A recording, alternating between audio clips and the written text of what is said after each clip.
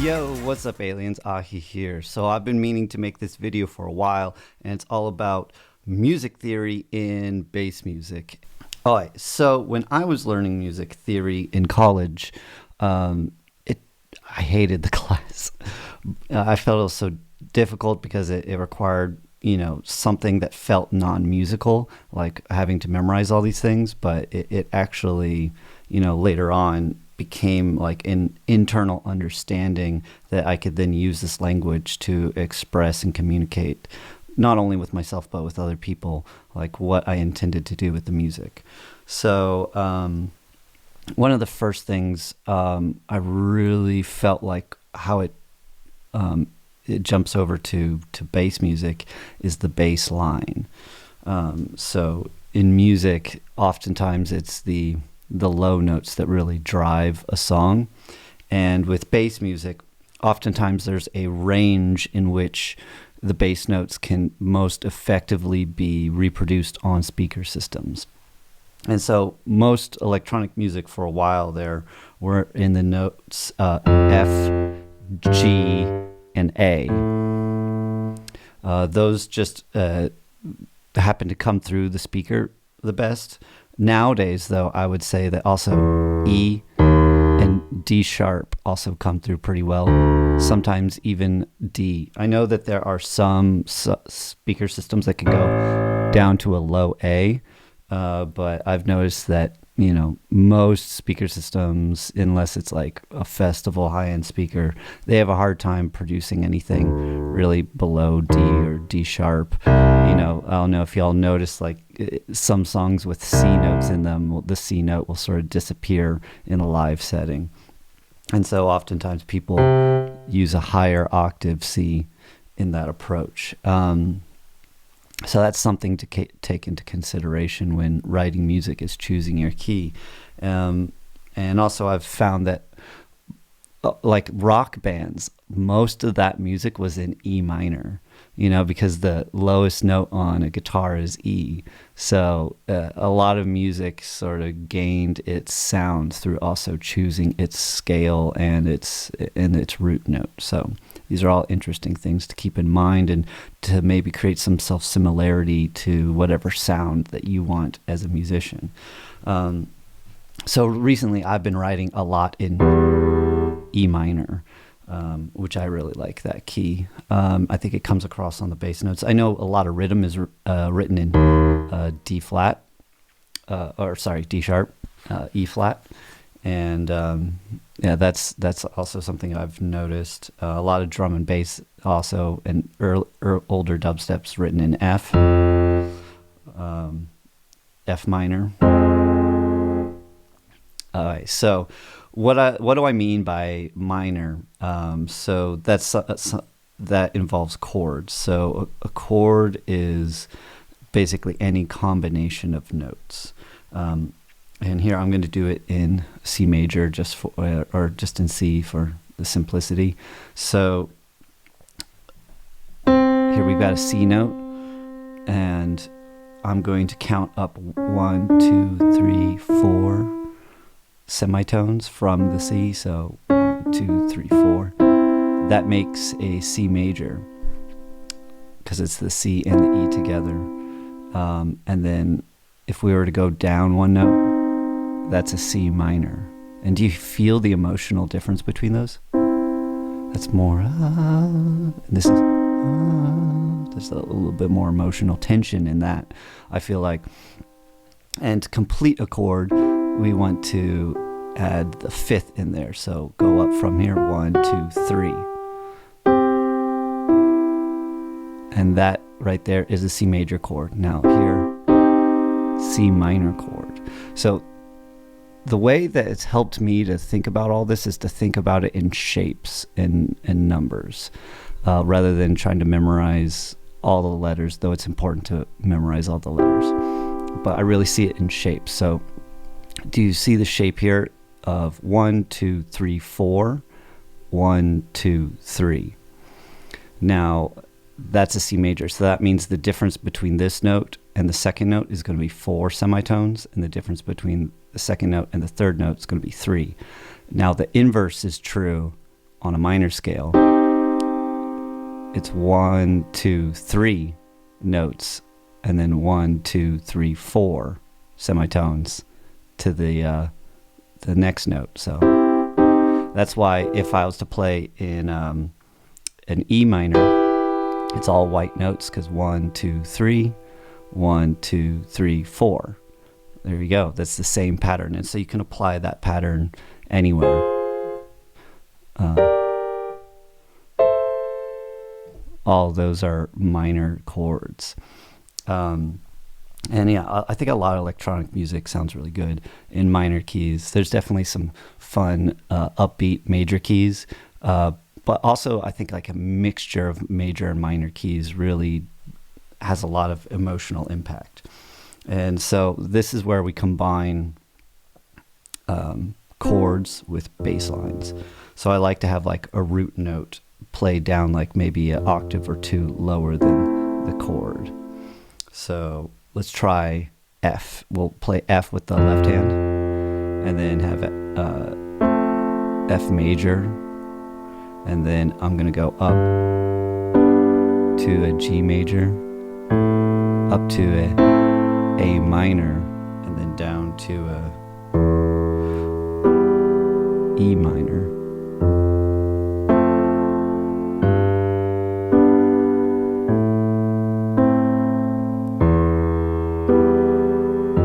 Yeah, now we've got a progression going. And you can hear like it's that push and pull between the major and minor chords that create something really emotionally interesting. So yeah, how do you find like a good progression? Well, really you just choose 4 bass notes. You know, I guess that's like a typical chord progression style. There's many different types of ways of going about this, but let's choose any 4 notes. Let's go E, B, A, G, and then we'll do oh, actually I don't know if this is gonna work. Yeah, it will. Nah, see that's not very interesting right there. So I wouldn't go about that one. But it could be cool to play an ostinato. So an ostinato is when you play sort of the same thing over again, or it could be called a vamp. It's like where you're focused along in one key. So dun dun dun dun dun dun dun dun. It almost sounds like a sea shanty kind of thing right there, but it's focusing around and with that tonic in the center there. All right, but how do we write a good bass line? So let's see here. How about let's try going.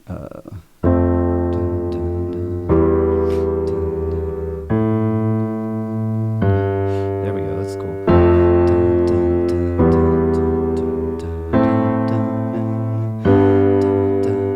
F major, E minor, A minor, G major.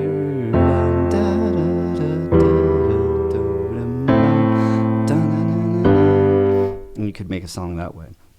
Or what might be cool is, yeah, having that ostinato in the high end and then putting different bass notes underneath it. I guess I was getting to that earlier. So what would that look like over here? Let's maybe play A minor.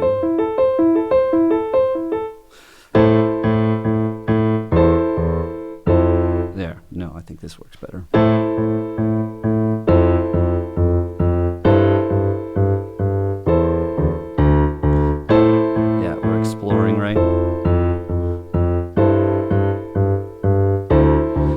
How even though we're playing the same chord up top, it creates different emotional reactions by the different bass notes.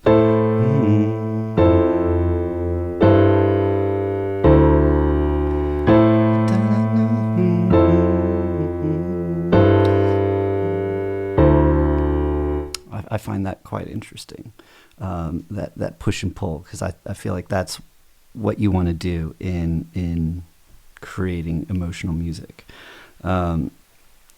Let's try another one.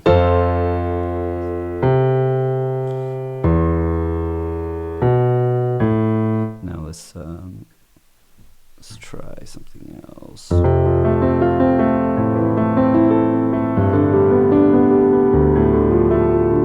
I wouldn't do that in bass music song though. That's like a nice pretty thing. What I'm doing is arpeggiating the sound. So that's another thing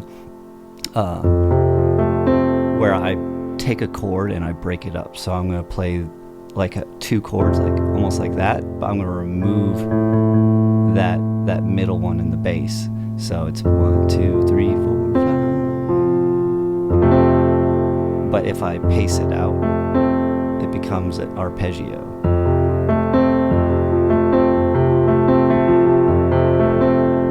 And so it's sort of fun to go up and then down the scale.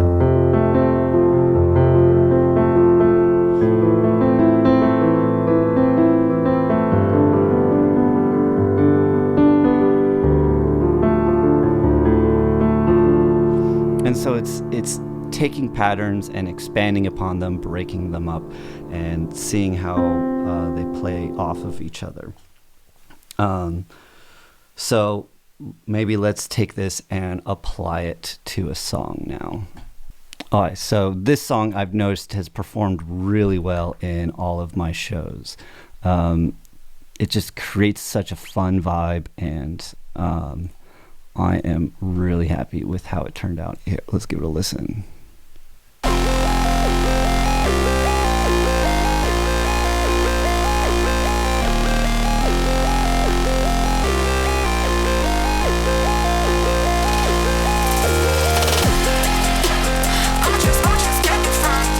So we can hear already, one, it's not like a 4-chord progression. There's some moving notes in between the bass lines. So here's that bass line. So what is that? I guess this is in F minor. So F, C, B flat, A flat, B flat.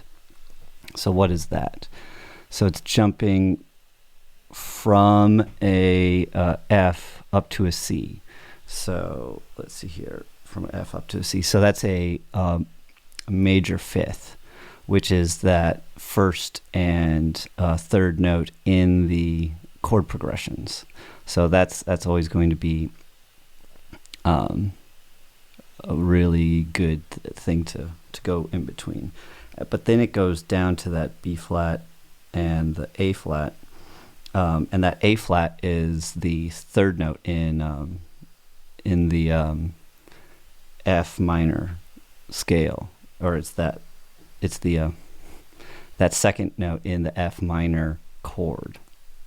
See, this is why music theory is all confusing, because there's so much language around it when we're really trying to describe emotional states.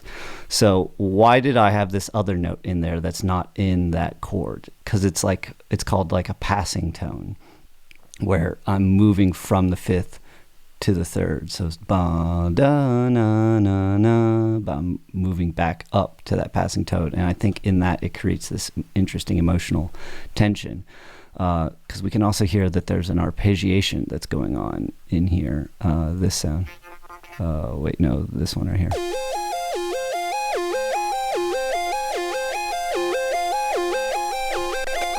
And we can see here's the MIDI for it. So let's look at this MIDI a little bit more close up. So it's going F, C, G sharp, E. So interesting. So if we were to reorganize this, let's reorganize this.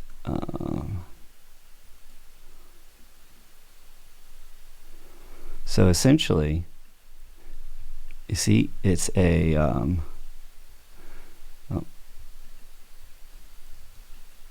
F minor chord like that, but I've moved the third up an octave, and I've added in the octave note, and then I've just sort of splayed them out in a arpeggiation.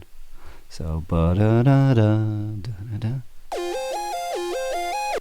And then the second time around, I've switched these two top notes. You see here? To get some variation in the chord, in the arpeggiation. And then the third time around, it does like a minor half step right here. Yeah, so that way each time around it's just a little bit different. Yeah, so it's the G in there, which is the minor second in the F minor scale. So I basically do that, but correspond that with the bass line. So every change in,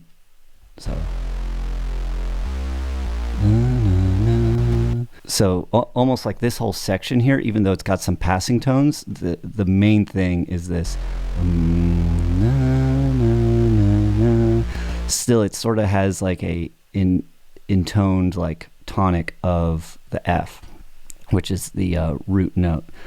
So that's like the psychological center of the key, and then all the do-do-do-dos around it are also focused around that F minor chord, but then broken up, and they're sort of following each other.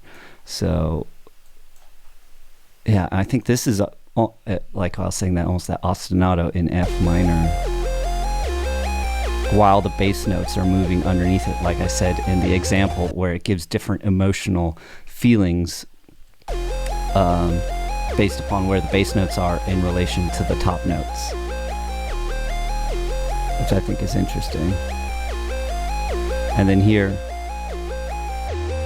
there's that top note there that it jumps up to that the E flat up there, which is I guess that's in the in the minor scale. Yeah, it's the 7th note there, so that works as well. But then here you'll see I'll switch it up here in this next section.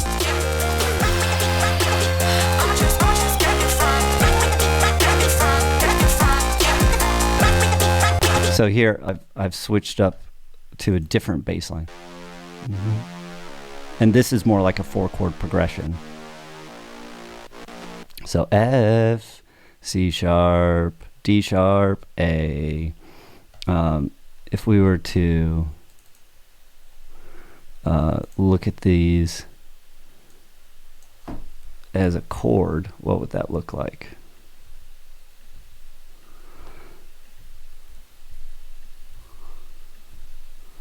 Maybe we'll move these up above the F. So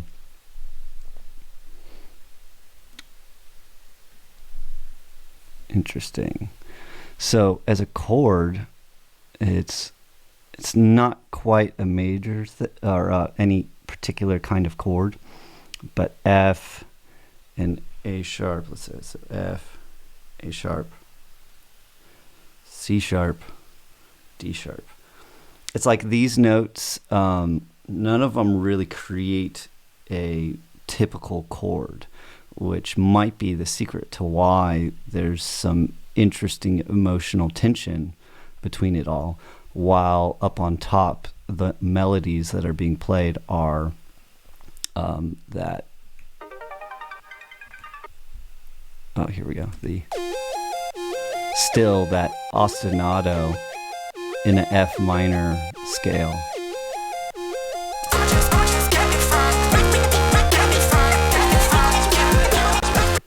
But like the notes are still in the scale, but they're not forming a chord over time.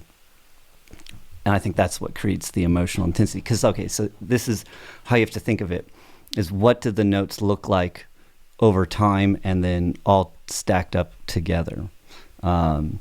Because if these were all playing at the same time, it would sound terrible. It would have too much dissonance. But if you space them all out, I think it sounds really interesting. And then also another version of ostinato here is on the build of this song.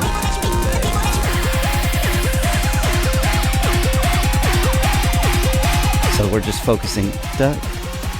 but then it starts to go up in pitch and then drop.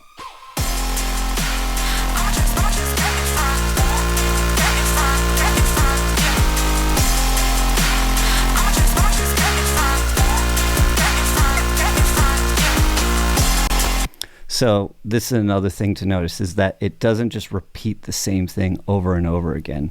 Like this, if I was to duplicate it over, you see there's that minor difference at the very end where there's another new passing tone in there.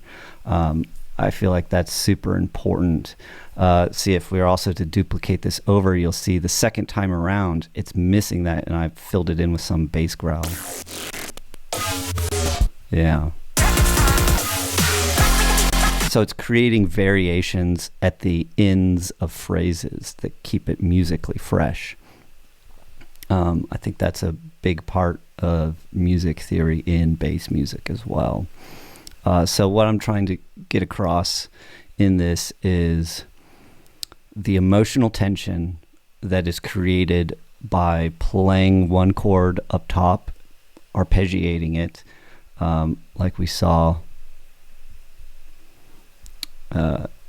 up here with this. So it's an arpeggiation that's playing like one chord, but it's creating all these variations within that arpeggiation, and then playing the bass notes below that arpeggiation to create different emotional qualities in the contrast between the bass and the upper bits of it. Yeah. My goodness, it is hard to come to describe these ideas, but I'm trying my best, y'all. Music theory, you could go so deep into it. I mean, I took college classes in this, and I'm trying to get it across to y'all in, I guess we're at 25 minutes right now, so I got to wrap up here soon. But here, let's go to the second drop and see how the emotional tension is a little bit different. I think I just added in a different type of sound to get a different tone. Oh, yeah.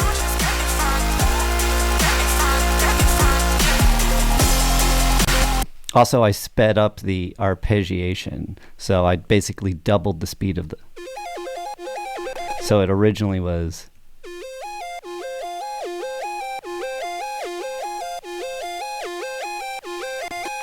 So I've warped it, and then just hit this divide button to make it go twice as fast. And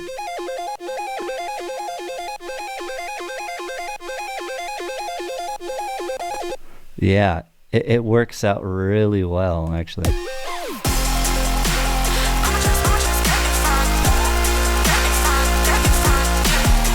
Takes it to that next level. Also, keeping the vocals in key was super important as well. Though it's funny, these are technically in C minor, but I've bumped them up 5. So 1, 2, 3, 4, 5. Yep. And so that puts it in F. Yeah, I think, these vocals were originally down here. I'ma just get in front. And then I'ma just get in front. Yeah.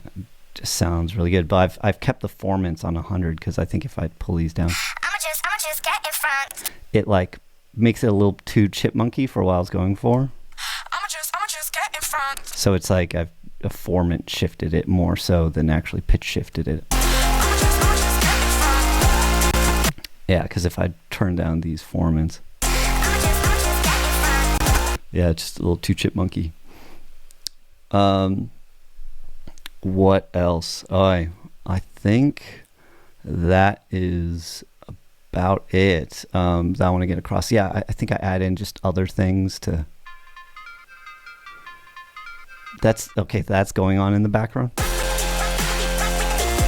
You don't even hear it in the background. I guess it's just some subtle like hint at reinforcing that the key.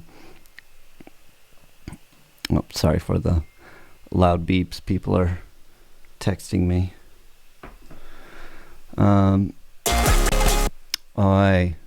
Let's see here. Did I use any Ableton racks?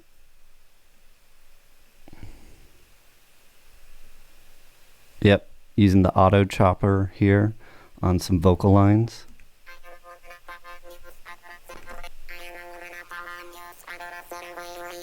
I don't even know what this is. A second, sorry. I don't know why there's so many people texting me right now. I think I'm part of a group chat. But yeah, look at this vocal thing. What even the heck is this? I guess if I so I've little alter boyed it by turning it down in key, messing with the formants, and then added in AHEE's auto chopper. Just to and that sort of adds like this. You can't even hear it in there. It just sort of adds a pulse in the background there. That's sort of cool. Oh yeah, then definitely using the radio fades on stuff. Here, where's that? Oh yeah, here at the beginning. Automating those. Slowly bringing it in.